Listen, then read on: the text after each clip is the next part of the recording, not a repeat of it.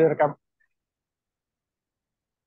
Baik, Pak Bagus, Kang Rudi, mohon izin. Terima kasih udah berkesempatan untuk silaturahmi atas undangan Pak Bagus. Ada Kang Iwan, nih barusan gabung, Mbak Diva, selamat bergabung. Salam kenal. Terima kasih diberikan kesempatan untuk bertukar pikiran dan barangkali nanti ada sesuatu yang bermanfaat untuk menjadi salah satu bagian kontribusi eh, sumbang pikir ya untuk mendesain bagaimana mengembangkan lembaga keuangan mikro terutama yang berbasis syariah ke depan.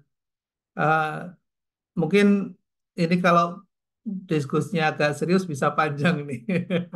Tapi mohon izin ya, mungkin kita coba ini dulu memulainya dari mana untuk mengembangkan lembaga keuangan mikro ini. Kalau boleh saya mungkin mengusulkan kita bisa dari dua sisi gitu ya.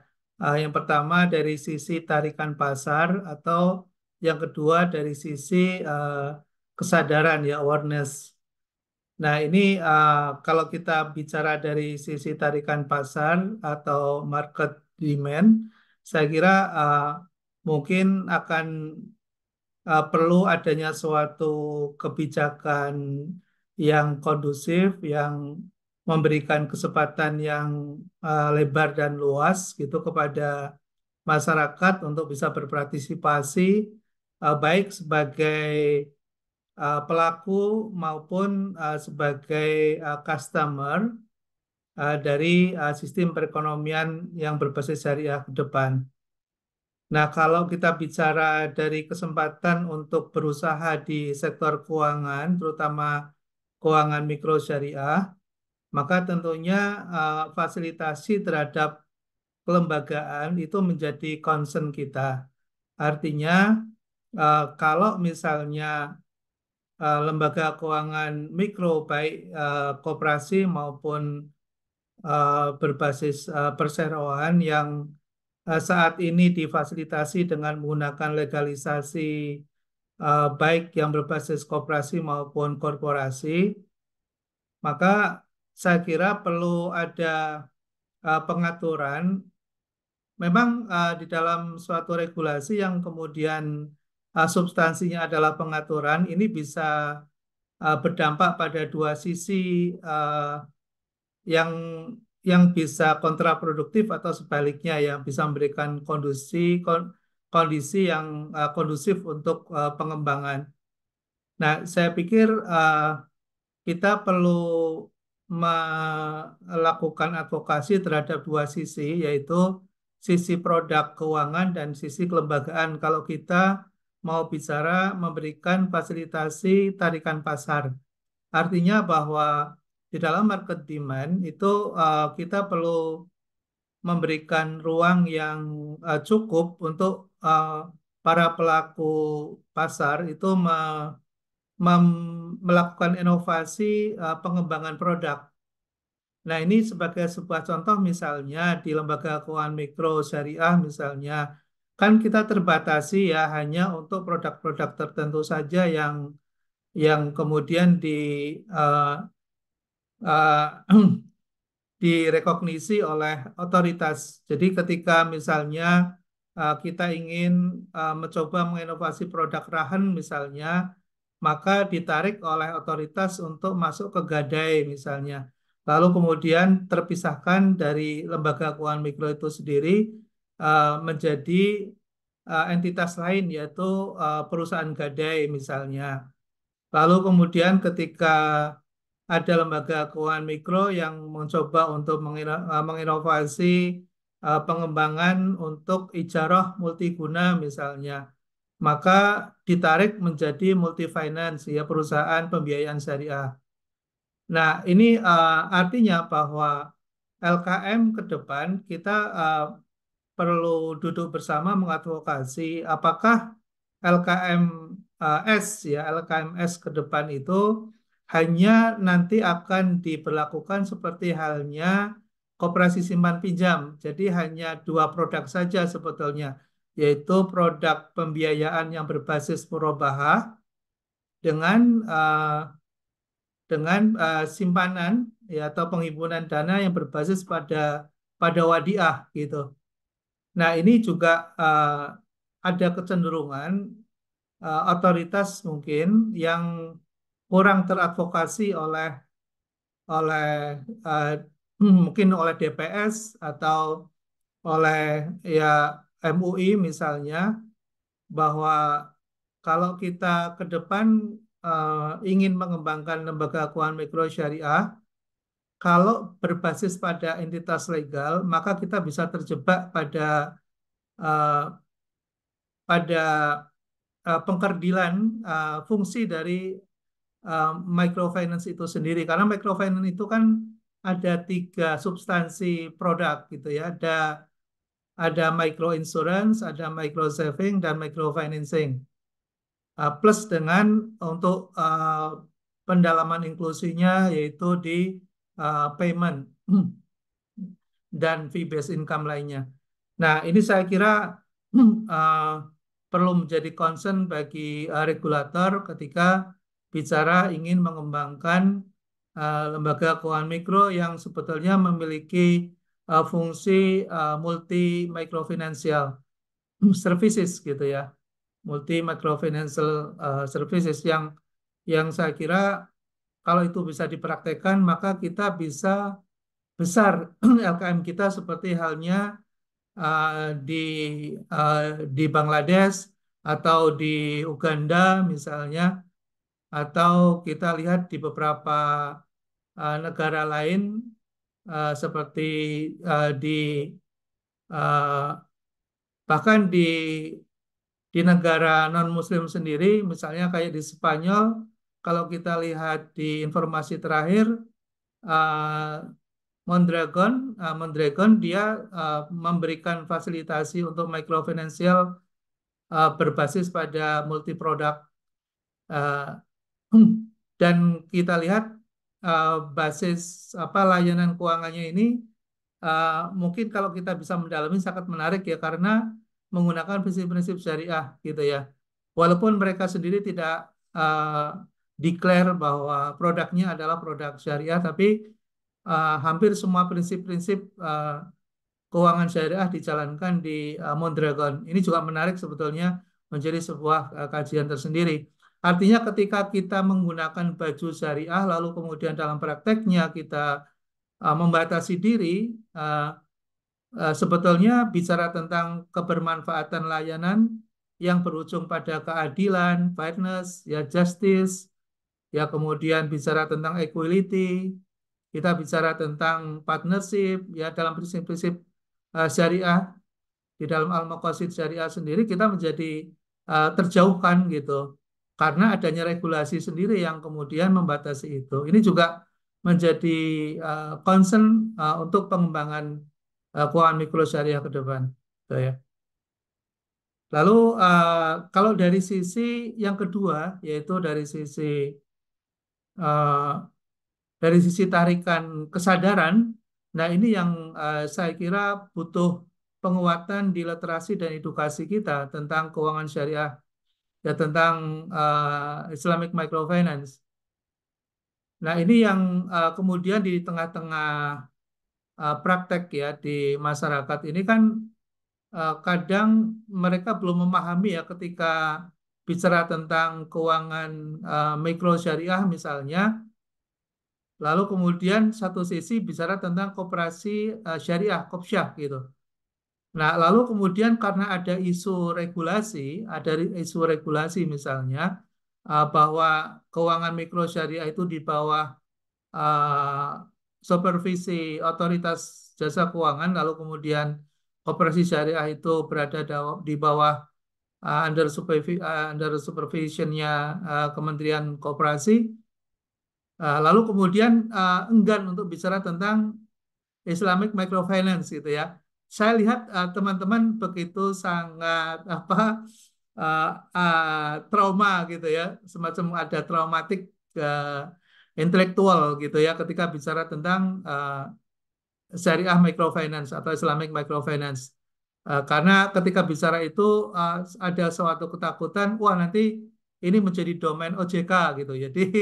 Jadi bahkan di dalam beberapa apa diskusi misalnya teman-teman itu alergi ya untuk bicara tentang Islamic microfinance. Padahal hal yang sangat eh, yang sebetulnya eh, kalau kita yang sudah cukup memahami terhadap prinsip-prinsip Islamic microfinance, ini kan bicara tentang kelembagaannya saja ya mau dipraktekkan oleh lembaga keuangan formal sekelas bank syariah juga boleh, mau dijalankan oleh lembaga pembiayaan syariah juga boleh, mau dijalankan oleh koperasi apalagi ya menjadi domain bagi koperasi eh, KSPPS gitu.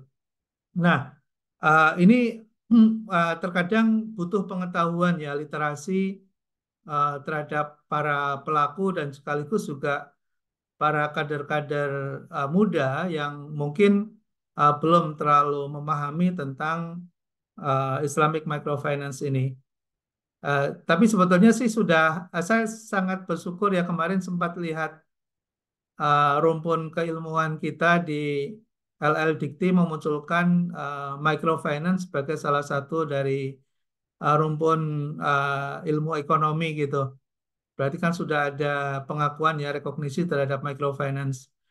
Nah, saya kira uh, kesadaran itu akan muncul ya kalau kemudian kita didukung dengan adanya sumber literasi yang memadai. Nah, ini juga menjadi sebuah gerakan yang perlu ada kesadaran bersama dan keterlibatan semua pihak pemangku kepentingan ya bahwa uh, masyarakat yang uh, tidak atau mungkin belum terinklusi dengan financial services, terutama Islamic financial services, uh, perlu ada institusi atau lembaga yang kemudian bisa menghubungkan mereka terhadap lembaga keuangan syariah. Nah, saya kira yang paling dekat untuk mereka jangkau adalah Islamic Microfinance yang paling dekat dengan mereka yang ada di wilayah lokal yaitu LKMS dan Koperasi Syariah. Nah, ini perlu ada gerakan ya karena kalau bicara dari sisi tarikan kesadaran itu kan munculnya dari masyarakat sendiri kan, maksudnya dari masyarakat sendiri, dari social communities ya dari masyarakat ya dari komunitas yang eh, yang sudah memiliki kesadaran. Nah, kesadaran itu akan muncul kalau ada literasi dan ada pendidikan, ya, ada edukasi. Nah, itu bisa dijalankan melalui sebuah gerakan gitu ya. Melalui sebuah gerakan. Tanpa ada sebuah gerakan, maka hanya akan sekedar menjadi sebuah apa namanya, mungkin pengetahuan kecil di program studi tertentu, tapi tidak akan masuk ke dalam wilayah pendidikan dasar ya. Pendidikan dasar, kemudian pendidikan menengah, kemudian pendidikan tinggi. Saya lihat kita terpotong dan baru masuk di pendidikan tinggi. Saya kira ini terlambat. Artinya pemahaman terhadap perkoperasian, terhadap microfinance gitu, terhadap layanan dan produk-produk keuangan syariah terputus dan baru masuk di tingkat pendidikan tinggi. Nah, ini saya kira terlalu lambat dan butuh waktu yang panjang kalau kemudian ingin melakukan akselerasi ya. Berbeda dengan misalnya di Finlandia misalnya. Di Finlandia itu pendidikan koperasi sudah muncul sejak PAUD ya. Sejak PAUD itu sudah dikenalkan tentang win-win games gitu ya. Nah, win-win games itu kan merupakan permainan di mana diajarkan satu dengan yang lain itu tidak saling menjatuhkan ya, tapi saling menang dan mendapatkan apa uh, kesadaran dari permainan itu untuk saling membantu dan tolong menolong. Nah, itu justru terjadi di negara Finlandia ya, yang mungkin dari apa sisi religinya kan uh, dia mungkin walaupun berbasis pada Katolik gitu ya, tapi di situ kan ada nilai-nilai positif yang saya kira proses pembelajarannya bisa kita adopt. Bagaimana mereka ternyata 87% warganya itu menjadi anggota koperasi misalnya, dan kemudian pendidikan dan literasi yang dijalankan, yang diberlakukan sejak dini itu menjadi sebuah best practice ya, bagaimana masyarakatnya ternyata sejahtera gitu ya. Kan kalau kita lihat masyarakat dunia yang paling sejahtera kan di Finlandia itu. Nah, ini juga saya kira ada korelasi yang positif ya antara antara cara berpikir masyarakatnya, cara tindaknya, kemudian mereka cara bagaimana melakukan relasi uh, sosial gitu ya, dengan satu dengan yang lain dalam sebuah dalam sebuah kooperatif ya. Nah, ini hal yang menarik menurut saya kalau kita ingin mendesain bagaimana ke depan membuat sebuah roadmap untuk melakukan percepatan, akselerasi, dan sekaligus juga melakukan sosialisasi, mengkampanyekan, ya mengkampanye tentang syariah Islamic Microfinance. Mungkin saya lebih suka sebetulnya mengatakan Islamic Microfinance ya, dibandingkan dengan syariah, karena di negara lain syariah ini tidak terlalu populer ya, dan apa rujukan literasinya juga sulit. Jadi lebih mudah menggunakan Islamic Microfinance gitu. Saya kira itu Mas, bagus. Oke, baik. Terima kasih Pak Bagio. Maaf ini agak gelap ya karena di perjalanan di mobilnya ini. Ya. Tadi menarik, ada dua hal yang disoroti. Yang pertama terkait dengan demand side, ya, bisa juga supply side juga, di mana kita menyediakan produk-produk ya yang bisa menarik masyarakat. Terus yang kedua terkait dengan awareness dari masyarakat sendiri masih kurang. Jadi ada dua sisi itu yang tadi disoroti oleh Pak Bagio. Nah, uh, menurut Pak Bagio, ini kami sudah berdiskusi dengan beberapa pihak, satu dengan ekonom juga ya. Salah satu kritik dari ekonom adalah adanya dua otoritas yang mengawasi koperasi syariah ya. Kita tahu ada OJK, kemudian ada Kemenkop, sehingga boleh dibilang akan ada dualisme ini kurang baik ke depannya. Nah, dia menyarankan ini harus ke depan harus ada cukup satu otoritas ya. Itu pernah akan dicoba ya waktu kita akan membuat undang-undang P2SK. Kemudian akhirnya ada apa ya, ada gesekan lah, ada pihak-pihak yang kurang berkenan untuk di bawah pengawasan OJK dan sebagainya. Apakah masih relevan gitu ya, kalau ke depan nanti ini harus menjadi satu otoritas ya. Seperti kita lihat di negara-negara lain kan otoritas pengawasannya hanya ada satu, tidak menjadi dualisme seperti sekarang. Itu yang hal yang pertama Pak. Yang kedua adalah kira-kira ekosistem apa yang penting, yang utama, yang harus kita tumbuhkan, yang harus eksis ketika kita akan membangun, mengembangkan keuangan syariah ini. Gitu ya. Ekosistemnya apakah sistem penjaminan, apakah sistem pengawasan, apakah dengan Apex, ataukah dengan sertifikasi dan sebagainya. Jadi apa ekosistem apa yang memang yang utama yang harus misalkan harus ada dalam 5 tahun ke depan agar ini bisa berjalan. Nah mungkin dua itu dulu Pak. Nanti kita diskusi lagi. Ya, Mas bagus ya. Mungkin ini hanya sekedar penegasan saja ya. Sebetulnya kalau dari sisi substansi sudah menjadi uh, bahasan yang jamak ya dalam beberapa diskusi kita, kemudian juga dalam beberapa kesempatan bertemu dengan pihak pemangku kepentingan gitu. Nah, kalau Ya. boleh saya memberikan pandangan gitu dalam untuk membangun ekosistem yang kuat gitu. Ini kan lagi-lagi kita bisa bicara pada dua terminologi ya. Terminologi yang pertama berbasis pada epistemologi, di mana uh, di mana dalam teori agensi itu kan di situ ada dua hal poin yang menjadi fokus, bahwa antara antara masyarakat dengan uh, pemilik atau pelaku atau pengelola lembaga keuangan ini kan sebetulnya ada relasi bagaimana masyarakat memberikan kepercayaan kepada para pengelola keuangan, terutama lembaga keuangan mikro ini, untuk mengelola dananya begitu ya. Nah, teori agensi ini sebetulnya kan tidak bisa lepas dari GRC ya kan. Artinya bahwa mereka yang kemudian diberikan kepercayaan untuk mengelola uang mereka ini dengan aman, bertanggung jawab, dan bisa bertumbuh berkelanjutan gitu kan harus ada governance ya, harus ada good corporate governance, harus ada tata kelola yang baik, itu kan sebuah tuntutan gitu. Lalu kemudian juga bagaimana pengelolaan risiko dengan benar gitu ya, risknya. Ya kemudian compliance gitu ya, mereka bisa patuh terhadap ketentuan-ketentuan yang secara commons itu menjadi sebuah keniscayaan yang harus diikuti. Ya misalnya tentang accountability, tentang responsibility, transparansi.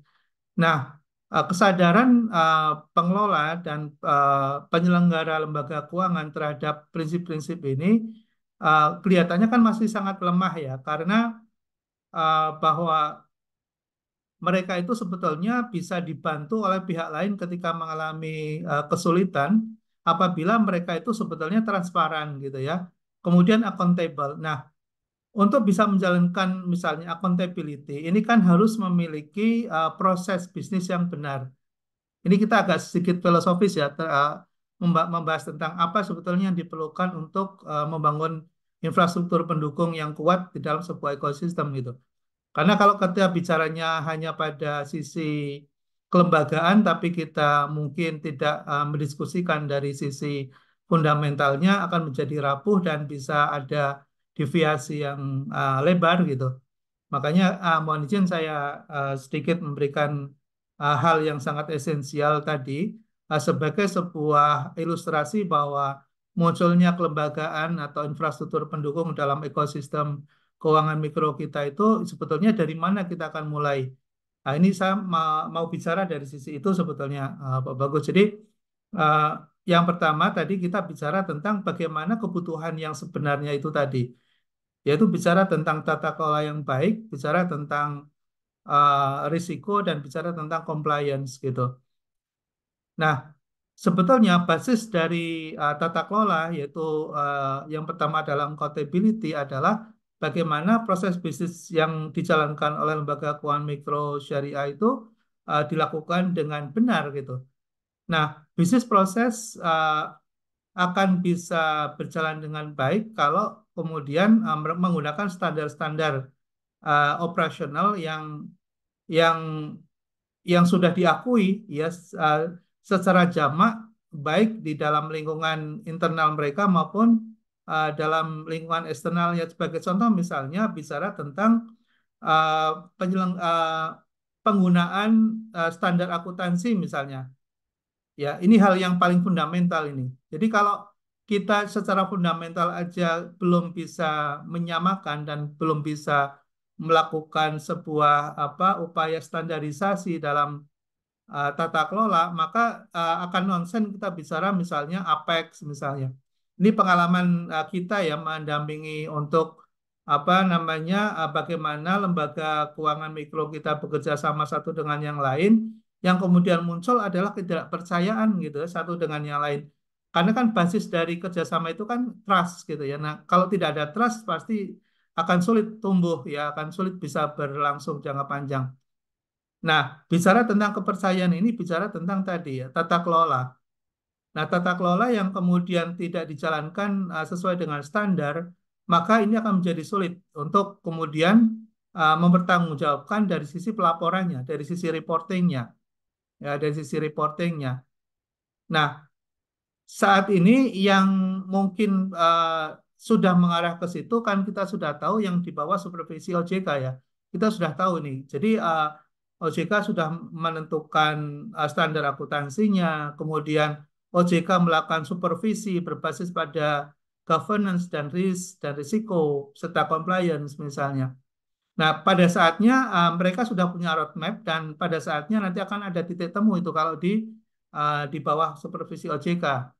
Ya, saya lihat roadmap-nya sudah kelihatan gitu.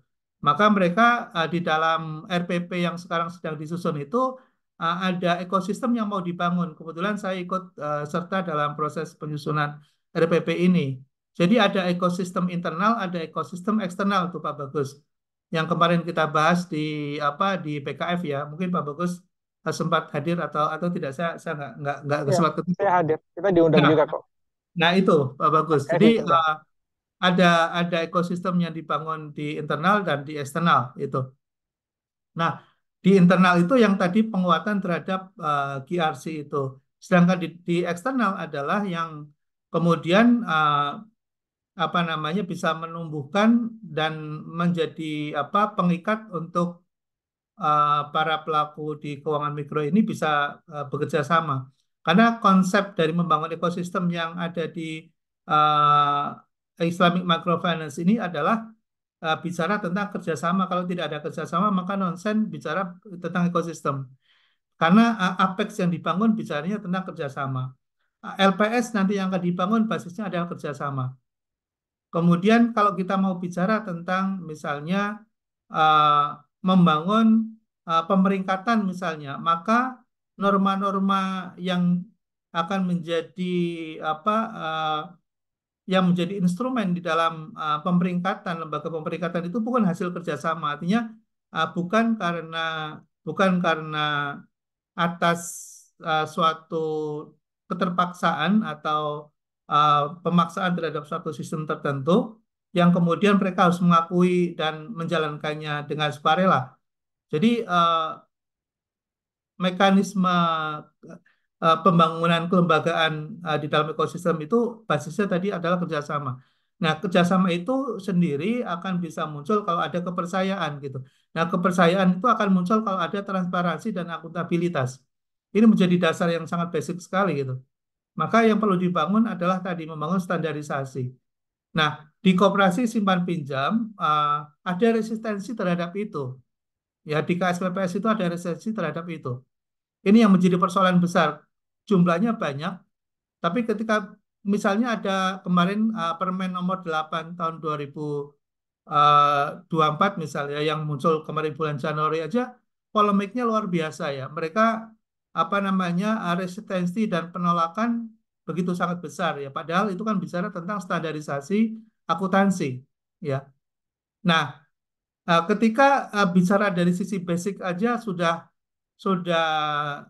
sulit untuk disamakan, apalagi nanti bicara tentang kerjasama gitu. Nah, tapi saya kira selalu ada solusi ya. Kan ini bicara tentang idealita gitu ya. Idealita dalam membangun uh, suatu kerjasama besar gitu, yang kemudian akan membentuk suatu kelembagaan-kelembagaan di dalam infrastruktur pendukung KSPPS maupun di LKMS gitu ke depan gitu. Tapi sebetulnya masih ada solusi gitu ya. Tetap tetap ada solusi walaupun tadi ada kelemahan dari sisi standarisasi, kemudian ada sisi penegakan GRC-nya gitu. Kemudian ada kelemahan mungkin dari sisi supporting big government gitu.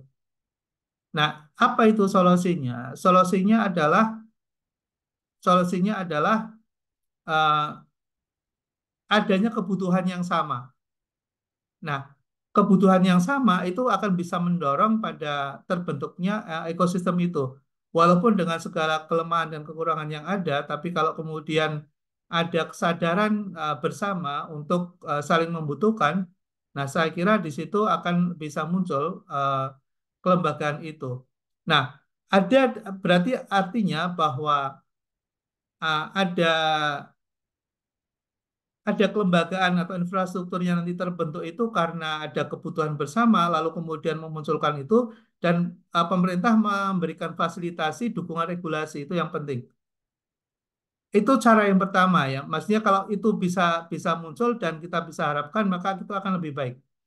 Tapi kalau misalnya itu tidak bisa muncul, kesadarannya lambat, kemudian kemauan untuk bekerja samanya itu sulit untuk dilakukan, maka jalan yang kedua adalah bicara dari sisi tekanan regulasi, ya. Nah, mau tidak mau, karena ini bicara tentang consumer protection ke depan.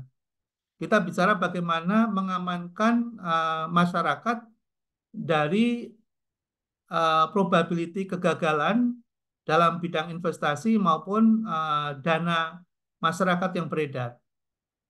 Karena pemerintah kan punya tanggung jawab melindungi konsumen, ya, ada consumer protection. Nah, artinya bahwa itu bisa menjadi salah satu alat memaksa bagi lembaga keuangan yang beroperasi di Indonesia ini harus masuk dalam ekosistem yang dibangun dan disediakan oleh pemerintah itu sendiri. Misalnya, pemerintah kemudian memfasilitasi LPS koperasi tadi, atau kemudian pemerintah memfasilitasi lembaga pemeringkatan misalnya, agar terjadi standarisasi, gitu ya, standarisasi tata kelola misalnya. Nah, dua instrumen itu dan satu lagi yang akan menjadi pendukung, saya kira lembaga pembiayaan sebagai apa namanya, sebagai sweeternya, ya, sebagai sweeternya, pemanisnya gitu. Nah, tiga komponen itu saya kira menjadi keniscayaan. Karena kalau pemerintah hanya membangun LPS saja tanpa membangun lembaga pemeringkatan, maka saya bisa apa namanya, probability kegagalan sangat besar sekali, ya. Jadi apa namanya, bisa habislah pemerintah ngasih dana di situ gitu, lalu kemudian tidak ada pemaksaan untuk perbaikan tata kelola di lembaga keuangan atau di koperasi, maka saya kira pemerintah juga sudah memahami itu, ya, tidak akan mungkin ibaratnya membuang garam di laut gitu. Dana berapapun dengan kekuatan tingkat kegagalan probability of default-nya sangat besar, ya, saya kira akan menjadi sia-sia gitu. Nah, saya kira itu yang menjadi concern. Jadi ekosistem yang perlu dibangun minimal ada tiga serangkai itu.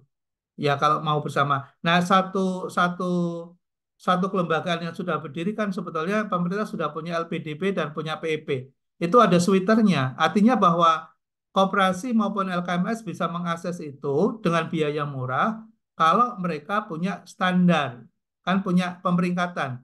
Pemeringkatan yang dipersyaratkan. Misalnya minimal triple B misalnya. Ya, dan kemudian cost of fund-nya itu disesuaikan dengan hasil pemeringkatan, ya. Kalau misalnya triple A, maka dia bisa cost of fund-nya lebih rendah, gitu. Nah, itu akan menjadi insentif, ya, bagi koperasi untuk atau bagi LKMS untuk memperbaiki dirinya dengan standar yang sudah dibuat oleh pemerintah itu sendiri, gitu. Jadi itulah apa namanya, strategi yang kedua, ya, memberikan tekanan, tapi kemudian memfasilitasi dan kemudian didukung dengan regulasi. Nah, saya kira itu kalau dalam 5 tahun ke depan ingin mempercepat dengan cara seperti itu. Karena kalau kita menunggu kesadaran masyarakat, saya kira nggak tahu berapa lama akan sadar gitu. Ya, saya kira butuh waktu yang sangat panjang gitu. Ya, saya kira itu, Pak Bagus. Baik, terima kasih Pak Bagus. Terima kasih, Pak. Kalau kita bicara kesadaran, ya betul kesadaran itu secara, ya. Karena dia adanya regulasi yang kuat, Pak, ya. Nah, tadi kan bicara tiga hal, ya. Ada LPS-nya, kemudian pemerintah, kan ada lembaga pembiayaan. Bagaimana sistem pengawasan? Bukan itu menjadi adalah fondasi yang kuat untuk kita membangun pemerintah, kemudian juga tentang lembaga pembiayaan. Suaranya terputus, ya? Suaranya kurang jelas ya. Iya, iya. Suaranya nggak jelas, ya, Pak Bagus. Oke, baik. Saya, kan tadi kita bicara tiga hal, Pak, ya. Kita bicara LPS, kita bicara lembaga pemerintah, kemudian lembaga pembiayaan. Nah, salah satu hal yang penting juga mungkin perlu kita bahas adalah terkait sistem pengawasan. Karena itu yang menjadi fondasi, ya, kalau kita akan membangun lembaga seperti LPS, ya, seperti pemerintah, pembiayaan. Karena kalau ada sistem pengawasan yang komprehensif, itu juga akan sulit juga itu bisa terlaksana. Bagaimana menurut Pak Bagio terkait dengan sistem pengawasan ini yang ada sekarang dan juga yang ke depan akan seperti apa? Ya, jadi tadi saya nggak sempat menyebutkan kenapa lembaga pengawasan uh, tidak menjadi bagian dalam ekosistem. Uh, Sebetulnya lembaga pengawasan itu sendiri embedded ya, embedded artinya bahwa lembaga-lembaga yang muncul itu asumsinya di situ sudah ada OJK, kemudian sudah ada Kemenkop gitu ya, asumsinya begitu. Jadi Kemenkop adalah regulator pengawas gitu untuk Kementerian Koperasi, sedangkan OJK tentunya seperti yang sudah kita ketahui bersama. Nah, sedangkan instrumen untuk mendukung penguatan itu tadi yang kita sebutkan ada 3 itu. Jadi ada pemeringkatan. Jadi saya kira sebetulnya yang menurut hemat saya uh, ini kan nanti akan kaitannya dengan apa fiskal ya, kebijakan fiskal. Jadi dengan dua dua KL tadi, dua entitas KL, kelembagaan, kementerian dan kelembagaan yaitu Kemenkop dan OJK. Saya kira itu sudah, menurut hemat saya itu sudah cukup ya. Itu sudah cukup. Nah, asal dibangun ekosistem yang mendukung gitu ya. Dibangun ekosistem yang mendukung. Ya tadi, pemeringkatan itu kan sebetulnya lembaga independen.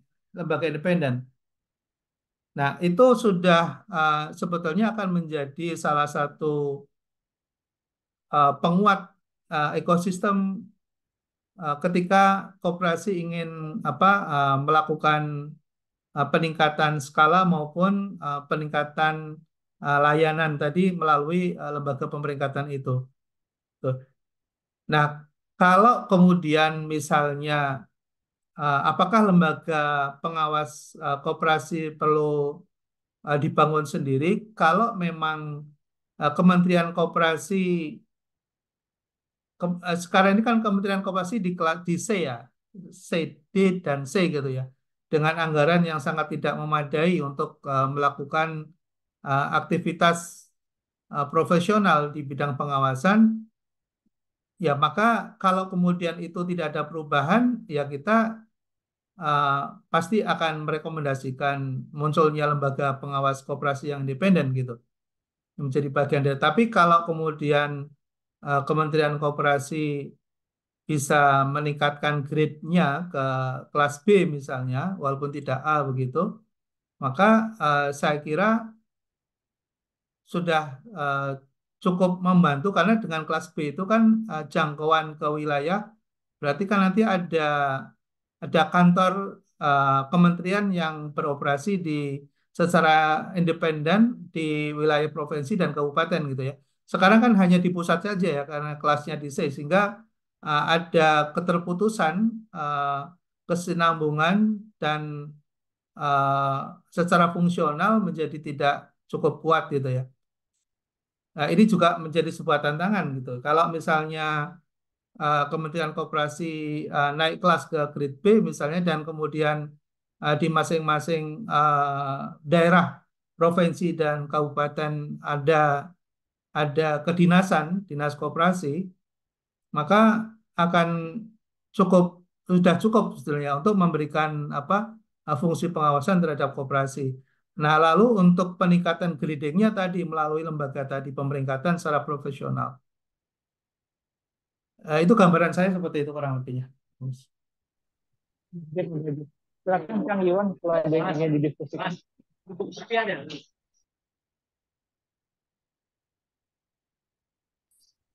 Silakan Kang Iwan kalau ada yang ingin didiskusikan.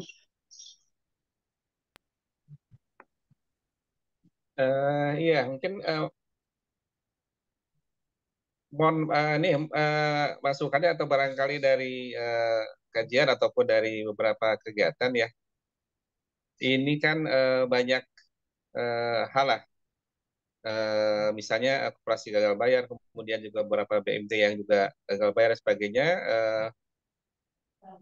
Persepsi masyarakat tentang koperasi atau juga tentang BMT itu bagaimana ya? Dan kemudian bagaimana tantangan ke depan untuk memperbaiki hal tersebut ya ketika memang dinilai kurang baik ya. Karena dulu pun ketika zamannya HUD kan sebenarnya eh, relatif kurang positif lah gitu ya, challenging juga ya tentang koperasi ya. Dengan ini karena ketika kita mengembangkan keuangan mikro syariah yang banyak badan hukumnya adalah koperasi, tetapi ternyata persepsi masyarakat terhadap koperasi ataupun keuangan mikro juga negatif, itu juga menjadi tidak mudah gitu ya. Itu barangkali Pak Bagio ya, barangkali minta masukan ataupun juga apakah ada sharingnya juga terkait dengan persepsi masyarakat terkait dengan keuangan mikro ataupun keuangan mikro syariah. Ya, terima kasih. Ya, terima kasih Kang Iwan. Ini keprihatinan kita bersama ya. Mungkin Pak Bagus juga mendengar ya di kota saya sendiri ini, di kampung saya di Pekalongan ini, dalam waktu yang bersamaan ada dua koperasi besar yang kolaps. Ada Mitra Umat yang asetnya udah 40 miliar lebih, dan kebetulan dia beroperasi hanya di wilayah provinsi bukan nasional, dan beroperasi di Pekalongan dan sekitarnya. Jadi para pemilik dana ini sebagian besar adalah masyarakat di Pekalongan. Ini kolaps dan kemudian berdampak sistemik ke sekitarnya. Ini ada BMT Nur Saadah yang berada di bawahnya, artinya dari sisi skala bisnisnya juga sudah puluhan miliar, kolaps juga, kolaps juga gitu ya. Dan ini saya dengar sebelahnya lagi sedang goyang nih. Wah, ini ngeri banget. Kemarin apa namanya di Tegal, ya di Tegal juga dampaknya sampai ke Tegal nih, Kang Iwan. Jadi Pekalongan, Pemalang, Tegal itu beruntun nih. Nah, eh, saya kira sekarang sedang ada traumatik juga nih masyarakat terhadap apa BMT ini, ya. Jadi ya tadi eh, ya kita kadang gregetan juga ya, maksudnya eh, nama baik apa BMT ini menjadi sebuah taruhan gitu ya, karena sistem eh, tadi ya pengawasannya yang tidak strength forward, tidak cukup powerful, ya, dan eh, tidak memiliki kekuatan untuk melakukan resolusi mitigation. Jadi di apa namanya di dalam proses penyelesaian ketika ada koperasi yang bermasalah ini, pemerintah pusat melalui regulasinya itu masih masih absen ya, tidak ada manajemen apa resolusi. Ya kalau di backing kalau kita belajar di perbankan kan jelas ya. Mungkin kan kemarin misalnya gini ya, saya kadang apa agak sedikit bukan ketawa ya, tapi apa namanya membanding-bandingkan gitu ya. Nah, itu aja di BPR tahun kemarin ada 21 BPR yang ditutup gitu ya. Berarti kan OJK nggak bisa mengawasi ya gitu. Tapi pertanyaan baliknya begini ya, kita bukan bukan apa bukan membela atau apa gitu. Tapi pertanyaannya adalah adakah masyarakat yang dirugikan dengan likuidasi itu? Nggak ada. Kenapa? Karena akan semua dibayar oleh LPS kan gitu. Jadi nggak ada walaupun ditutup gitu, nggak ada masyarakat yang dirugikan dari dana yang disimpan. Tapi di BMT gitu ya, walaupun ada BMT satu yang kolaps misalnya, itu hampir semuanya hilang ibaratnya begitu. Hanya sebagian yang teramankan saja. Nah, kenapa bisa begitu? Karena tidak ada resolusi, karena tidak ada resolusi manajemen gitu. Nah, kalau di apa namanya di perbankan kan tahapannya jelas tuh. Kalau mulai terlihat ada indikasi misalnya NPF yang naik misalnya, kalau di antara 7 rasio utama misalnya separuhnya sudah melampaui maka di stop. Ya misalnya kan ada 9 risiko ya kan ya ada 8 risiko. misalnya ada 4 risiko yang sudah terlampaui dari batas thresholdnya misalnya, itu langsung dihentikan. Apa yang dihentikan? Penghimpunannya. Jadi misalnya NPF-nya naik di atas 10% misalnya. Kemudian LDR-nya tiba-tiba misalnya naik menjadi di atas 100% misalnya. FDR-nya. Lalu kemudian misalnya rasio likuiditasnya misalnya udah naik di atas 20% misalnya. Lalu kemudian satu lagi indikatornya adalah apabila BOPO-nya misalnya naik di atas 50% misalnya. Nah, itu langsung dihentikan, nggak boleh menghimpun dana lagi. Gitu. Harus ada perbaikan dari internal.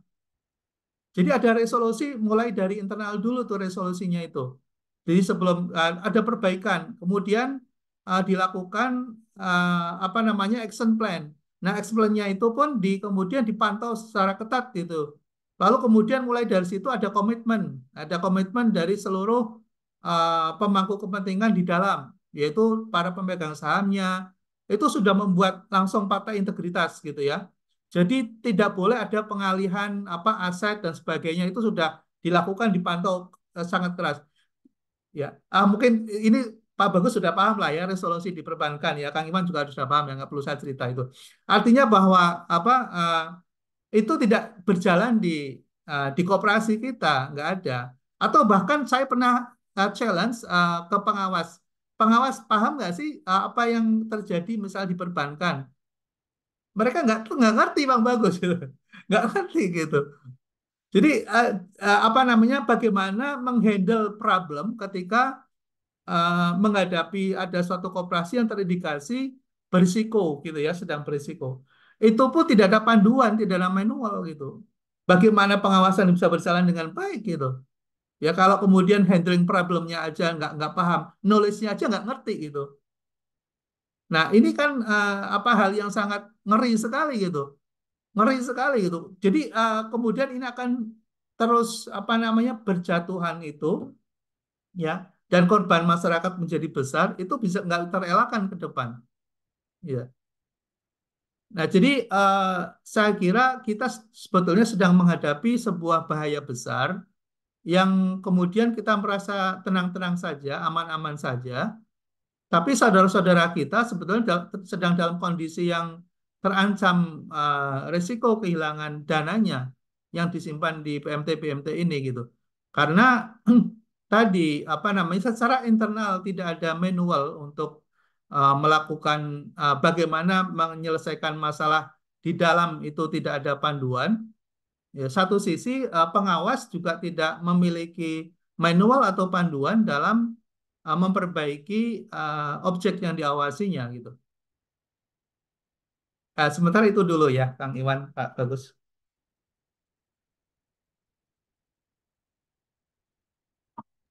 Nah, ini kemudian terkait dengan Silakan Kang masalah Iwan. skala ya. Oh iya, silakan atau dari Mas Agus ada nih. Ya, silakan. Kang Iwan kalau ada masih ingin ditanyakan. Silakan Kang. Pak Bakri tentang masalah size, kemudian kuantitas yang banyak dan sebagainya gitu ya. Memang di satu sisi ada sedikit keinsapan, kalau ada perubahan kebijakan menjadi mengurangi dari koperasi pun gitu ya. Nah, meskipun kesadaran itu di kalangan pegiat aktivis koperasi masih kurang ya, pemahaman tentang masalah size meter, kemudian outreach dan lain sebagainya lebih pada kuantitas dan sebagainya. Uh, Mungkin barangkali tentang itu, silakan barangkali sharing dari Pak Wagio ya. Ya, Kang Iwan, suaranya terputus-putus ya, saya nggak bisa menangkap Itu, iya, iya, iya. penuh. Tentang ini, tentang size koperasi, kemudian juga outreach dan jumlahnya yang banyak gitu ya. Masalahnya di mana, kemudian juga solusinya apa gitu ya. Uh, dan kebijakan apa yang harus diambil gitu untuk mengatasi hal itu gitu ya. Karena itu kan nanti terkait dengan masalah, misalnya begini, pengawasan itu akan baik di internal kalau ada satuan pengawas internal. Tapi kalau KSPPS-nya kecil, itu kan tidak mungkin menggaji itu kan misalnya begitu ya. Kemudian kan sebenarnya lembaga keuangan itu perlu ada check and balance dan sebagainya. itu mau tak mau size-nya harus besar gitu ya. Nah, sekarang itu di paradigma di pegiat itu kan ya koperasi itu ya asal berdiri aja sebagainya gitu ya. Kemudian kecil-kecil gitu kan, yang eh, itu malah menjadi bahaya gitu ya, karena good government sulit terwujud kalau memang size-nya ya memang sebesar itu. Dan pengalaman dari best practices international microfinance juga, ya meskipun tetap membiayai yang kecil-kecil, tapi mereka kan memang baik bergabung ataupun memang besar gitu ya. Itu mungkin terkait dengan kondisi ya size dan outreach dan juga kuantitas koperasi kita nih ya. Ya. Ya, Kang Iman, terima kasih ini sudah agak jelas suaranya. Ini antara antara skala ekonomi gitu ya dengan apa kebutuhan dan tuntutan tata kelola yang baik, yang semua itu base-nya adalah cost gitu ya. Nah, saya kira ini juga perlu ada solusi memang, betul ya. Jadi kalau koperasi yang masih kecil atau lembaga keuangan mikro yang masih kecil untuk membiayai eh, infrastruktur internalnya sendiri saja kadang merasa kesulitan ya, karena baik terkait dengan kapasitinya, resources yang ada maupun dari sisi pembiayaannya. Itu udah pasti. Karena bicara tentang apa SPI misalnya, Satuan Pengendali Internal misalnya, itu kan cost, yaitu costly ya kalau harus mengadakan sendiri misalnya. Nah, tidak, saya kira ini juga menjadi inisiasi atau inisiatif atau mendorong juga sebetulnya kebutuhan untuk bisa melakukan pendampingan asistensi terhadap lembaga keuangan yang masih relatif kecil. Itu kan di dalam Undang-Undang P2SK itu kan ada namanya LKM LKM inkubasi ya. Nah, LKM inkubasi itu ada tugas dari pemerintah untuk melakukan asistensi pendampingan. Nah, di dalam pendampingan itu antara lain tentunya bagaimana lembaga tersebut bisa melakukan aktivitas kelembagaan maupun usahanya itu dengan baik. Nah, berarti kan di situ ada unsur-unsur pendampingan dan sekaligus pembinaan yang dilakukan, tidak hanya sekedar pengawasan. Ini kalau kita bicara dari sisi apa yang direncanakan ke depan ya, kalau lihat dari perkembangan regulasi yang akan muncul. Namun bagi koperasi ini juga menjadi hal yang belum tersentuh sebetulnya ya. Di koperasi, di KSPPS kan tidak ada klasifikasi untuk melakukan itu. Jadi hanya dibagi klasifikasi KUK 1, 2, 3, dan 4 saja. Tapi kemudian handling terhadap kelembagaan yang kemudian harus didampingi dan menjadi mandatori pemerintah, di situ tidak disebutkan apakah kemudian ada pembinaan dan pendampingan terhadap koperasi yang masih KUK 1 misalnya, itu tidak ada di dalam regulasi kita. Nah, berarti artinya bahwa koperasi itu sendiri harus mampu memenuhi dirinya sendiri dengan infrastruktur internal sendiri gitu. Nah, ini yang menjadi tantangan, dan itu saya kira juga akan sulit ya, karena tadi resources-nya juga terbatas, kapasitinya terbatas, knowledge-nya apalagi gitu. Apalagi bicara tentang dukungan permodalan atau biaya yang harus ditanggung, ini juga menjadi sulit ya untuk dijalankan. Jadi saya kira fase yang pertama dalam kerangka regulasi ke depan, apa yang sekarang dilakukan oleh otoritas, saya kira lebih rasional ya, lebih logik gitu, karena membagi kategori menjadi istilahnya inkubasi gitu ya, LKMS inkubasi. Nah, itu kan menjadi mandatori pemerintah untuk melakukan pendampingan dan asistensi pembinaannya gitu ya. Nah, kalau di koperasi sendiri malah nggak ada. Ini yang saya kira juga menjadi apa mislag gitu ya, dan akan berisiko terus gitu untuk koperasi-koperasi yang berada dalam skala sedang uh, sedang menuju pada eksistensi dirinya gitu ya. Karena kan kalau masih skala 1 itu kan antara hidup dan mati sebetulnya. Jadi apakah masih bisa bertahan atau tidak gitu. Karena terkadang untuk membiayai dirinya sendiri aja nggak mampu gitu. Nah ini saya kira itu kondisi di lapangan, Kang Iwan. Tapi kalau dari sisi pendekatan apa akademis mungkin agak sedikit berbeda ya. Misalnya pertanyaannya apakah dalam struktur kelembagaan itu dibutuhkan dibutuhkan pengawas internal, dibutuhkan SPI atau internal auditor misalnya. Kalau dari sisi akademis selalu dibutuhkan gitu ya. Nah, pertanyaannya itu kalau di kemudian didorong untuk menjadi satuan yang independen di dalam struktur kelembagaan, maka kita juga bisa akan menjawab kemampuan untuk membayar itu pasti sangat kecil sekali ya bagi koperasi yang masih dalam skala kecil gitu. Tapi kalau dari sisi kebutuhan, yes tetap butuh gitu. Nah, lalu pertanyaannya apakah kemudian harus dihilangkan? Oh tidak, itu harus tetap ada. Tapi melekat kemana? Oh itu melekat ke pengawas.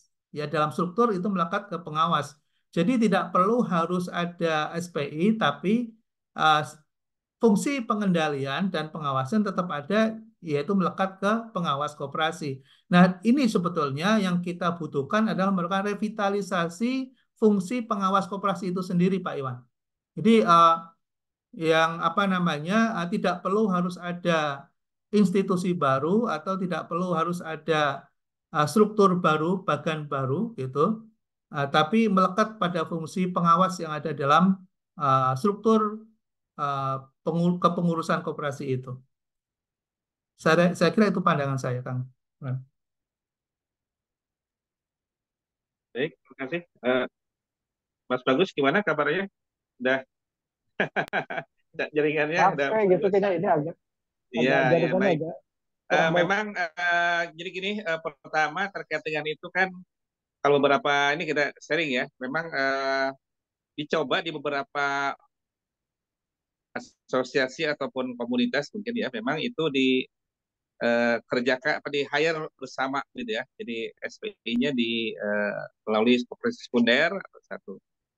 Nah, sekarang kan ada kebijakan meskipun belum resmi ya di Kementerian Koperasi untuk pertama persyaratannya menjadi besar lah meskipun tidak sebesar di LKM ya. LKM kan 1 miliar untuk tingkat kota, kalau KSPS kan 500 juta satu ya. Terus yang kedua eh, secara informal katakanlah, ya karena saya belum melihat dokumen formalnya eh, untuk merger kemudian untuk akuisisi dan sebagainya beberapa SPPS gitu ya yang kecil-kecil. Eh, nah kalau saya melihat bahwa itu juga memang suatu kebijakan yang bagaimana eh, ya KSPS itu mencapai skala ekonomi sehingga tercapai good governance dan bisa memberdayakan anggota juga sebenarnya di kemudiannya ya ketika itu terjadi. Eh, Bagaimana ini Mas Bayu ya bahwa benar nggak bahwa kebijakan artinya ini kan eh, kita bicara tentang rekomendasi kebijakan nih kebijakan apa yang harus ditempuh agar koperasi itu ya jangan kecil-kecil lagi, jangan tidak mencapai skala ekonomi dan juga mengabaikan hal-hal yang sebenarnya penting tapi malah nggak ada gitu. Apakah memang seperti tadi ya dengan koperasi? Tapi kalau koperasi kan tidak bisa seperti bank ya, harus bisa kalau nggak modalnya sekian tutup apa gitu ya. Nah proses-prosesnya kan mungkin perlu persuasif atau gimana gitu ya. ya, ya Kang Iwan ini sangat menarik sekali ya. Uh, Ketika bicara tentang koperasi ini kan merupakan institusi atau lembaga yang bisa menjadi alternatif bagi masyarakat kalangan menengah ke bawah yang berpenghasilan rendah gitu ya untuk bisa memiliki institusinya sendiri. Nah, saya kira ketika kita bicara tentang misalnya pembatasan modal, kemudian bicara tentang persyaratan kelembagaan yang di dalamnya tentang threshold permodalan misalnya sebetulnya kurang begitu relevan ya. Walaupun dari sisi apa pendekatan komersial, hal itu menjadi suatu keniscayaan. Namun demikian, ini menjadi tantangan kita ke depan. Artinya ketika kemudian kita bicara dari sisi membuka kesempatan bagi semua orang untuk memiliki usaha uh, uh, di sektor ini misalnya, maka persyaratan itu menjadi sesuatu yang menjadi kontraproduktif gitu ya untuk melibatkan masyarakat secara masif agar mereka bisa berkontribusi dalam sistem perekonomian kita sesuai dengan kemampuannya masing-masing. Ini menjadi hal yang menjadi concern juga sebetulnya ya. Nah, beda dengan LKM ya. Kalau LKM, LKMS, saya kira itu pendekatannya sudah komersial, sudah jelas komersial gitu. Tapi kalau di koperasi, saya kira menjadi sebuah alternatif bagi masyarakat untuk bisa ikut berpartisipasi secara ekonomi gitu, untuk memiliki kesempatan yang sama dalam memiliki usaha. Ini yang menjadi tantangan kita ya, Kang Iwan. Jadi pendekatan kita agak sedikit berbeda gitu. Nah, sebetulnya kalau kita bicara bagaimana mengamankan uh, agar lembaga yang diinisiasi oleh masyarakat itu bisa bisa bertumbuh berkelanjutan. Nah, ini yang kemudian pemerintah harus memfasilitasi tadi ekosistem tadi. Dulu pertanyaan gini dulu, apa sih ekosistem yang kemudian sangat mendesak dan dibutuhkan oleh koperasi-koperasi yang memiliki skala usaha kecil ini gitu. Nah, yang pertama adalah kita perlu adanya apa dukungan asistensi pendampingan untuk perbaikan tata kelola. Ini harus ada pembinaan yang terstruktur dan sistematis dari pemerintah. Kalau tidak ada pembinaan terhadap itu, maka yang kecil-kecil tadi tidak mungkin dia dengan kemampuannya sendiri untuk melakukan itu. Karena yang namanya usaha mikro dan kecil itu walaupun bagaimana itu sangat lemah dan butuh pendampingan serta asistensi. Nah, untuk itu maka fungsi fungsi apa pemerintah dalam hal ini harus hadir gitu. Apakah nanti melalui fungsi uh, yang melekat nanti di perkoperasian ataukah nanti akan masuk misalnya ke dalam kedinasan di pemerintah daerah misalnya. Ini menjadi catatan yang pertama. Dan yang kedua adalah bahwa mereka pertanyaannya, gimana cara mereka kemudian mereka mengevaluasi dirinya dan kemudian mengetahui kelemahan dan keterbatasannya dan bagaimana mereka bisa mengatakan bahwa mereka memiliki tata kelola yang baik. Ini pun harus ada penilaian eksternal gitu ya, ada uh, pihak eksternal yang melakukan untuk membantu itu. Nah, kalau kemudian dilekatkan kepada pengawas, misalnya kepada pengawas koperasi, saya kira kurang relevan. Ya, karena pengawas itu pada hakikatnya adalah pengawas gitu. Ya. Nah, lalu bagaimana agar mereka bisa mendapatkan uh, fungsi evaluasi dan sekaligus pembinaan yang benar? Itu dulu pernah dibangun oleh mantan Menteri Koperasi yang almarhum ya Pak Adi Sasono pada saat itu pernah menginisiasi yang namanya KJA Koperasi Jasa Audit. Nah, Koperasi Jasa Audit itu dibangun oleh komunitas itu sendiri gitu. Nah, di situ memberikan layanan kepada koperasi lain ya untuk apa namanya untuk bisa melayani dan melakukan evaluasi dan mengaudit koperasi lain ya, koperasi yang berbasis di sektor selain jasa audit itu gitu ya. Apakah itu di produsen, konsumen atau di keuangan ya di simpan pinjam.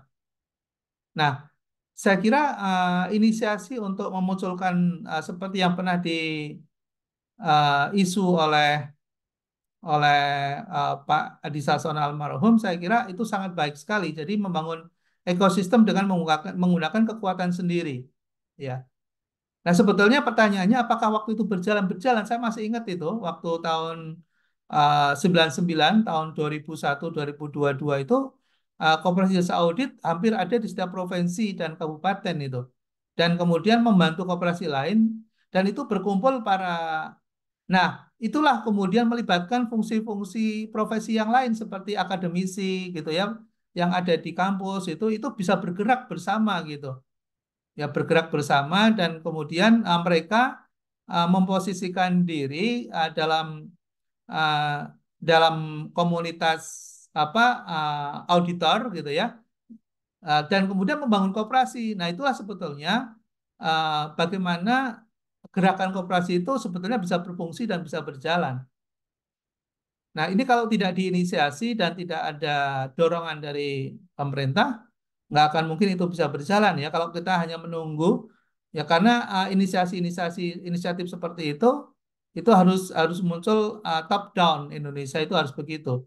Kalau kita menunggu gerakan dari bawah akan sulit. Saya kira demikian Kang Iwan. Tunuhun. Ya, terima kasih.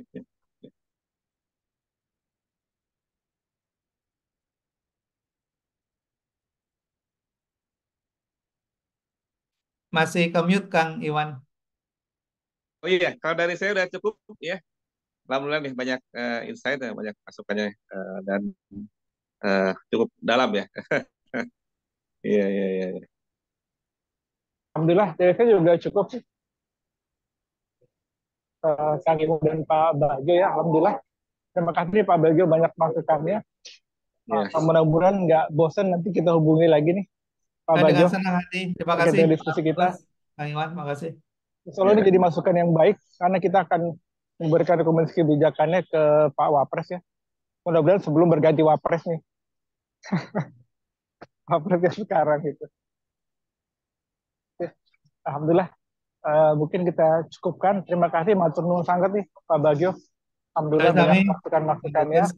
Allah sama-sama kita bisa membangun kooperasi syariah atau Islamic microfinance yang lebih baik lagi, lebih sehat, lebih berkembang dan sustainable ya ke depannya. Bisa membantu masyarakat secara umum, khususnya umat Islam. Mungkin itu demikian dari saya. Mari kita tutup dan mengucapkan hamdalah. Alhamdulillahirrahmanirrahim. Alhamdulillah, Rabbil Alamin. Majelis. Subhanakallah bihamdika. Subhanallah wa bihamdihi asyhadu an la ilaha illa anta astaghfiruka wa atubu ilaik. Terima kasih sekali lagi Pak Bagio atas berkenannya berdiskusi dengan kami pada malam libur nih ya. Libur pada Kamis malam ini. Ya, terima kasih juga Kang Iwan. Insyaallah nanti kita bertemu lagi baik offline maupun online. Atur nuhun, Pak Bagio. Nuhun, terima Terima kasih. kasih sekali. Ya, ya. Jasa Salam pembuat, terima warahmatullahi kasih, terima wabarakatuh. kasih. Waalaikumsalam, Wah, Assalamualaikum. iya Kak. Waalaikumsalam. Mohon izin, Liv, Pak Bagio. Ya, kasih, Kang Sami. Ya.